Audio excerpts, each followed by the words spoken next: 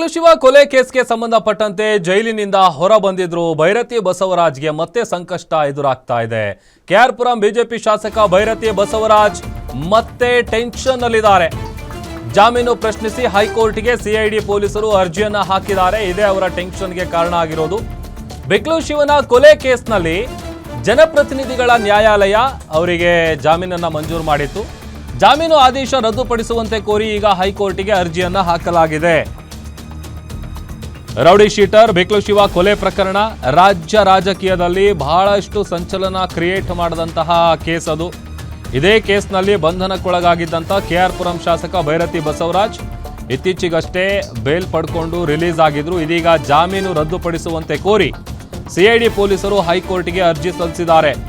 ಆ ಮೂಲಕ ಭೈರತಿ ಬಸವರಾಜ್ಗೆ ಮತ್ತೆ ಸಂಕಷ್ಟ ಶುರುವಾಗಿದೆ.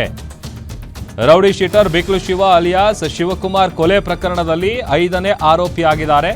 ಕೆಆರ್ ಪುರಂನ ಬಿಜೆಪಿ ಶಾಸಕ ಭೈರತಿ ಬಸವರಾಜ್ ಅವರು 6 ತಿಂಗಳ ಬಳಿಕ ಅವರನ್ನ ಬಲೆಗೆ ಬೀಳಿಸುವಂತ ಕೆಲಸ ಆಗಿತ್ತು. ಕೆಂಪೇಗೌಡ ಏರ್ಪೋರ್ಟ್ನಲ್ಲಿ ರಾತ್ರಿ ಪೊಲೀಸರು ಭೈರತಿ ಅವರನ್ನು ಅರೆಸ್ಟ್ ಮಾಡಿದ್ರು. ಆನಂತರ ಸಿಐಡಿಗೆ ಹಸ್ತಾಂತರ ಮಾಡಲಾಗಿತ್ತು.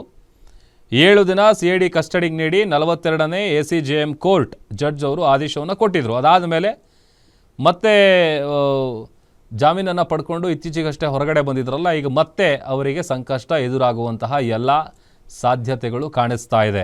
ಯಾಕೆ ಅಂತ ಅಂದರೆ ಬೇಲ್ ಏನು ಕೊಟ್ಟಿತ್ತಲ್ಲ ಜನಪ್ರತಿನಿಧಿಗಳ ಕೋರ್ಟ್, ಆ ಜಾಮೀನು ಆದೇಶವನ್ನು ರದ್ದುಪಡಿಸಬೇಕು ಅಂತ ಹೇಳಿ ಹೈಕೋರ್ಟಿಗೆ ಅರ್ಜಿಯನ್ನು ಸಲ್ಲಿಸಲಾಗಿದೆ.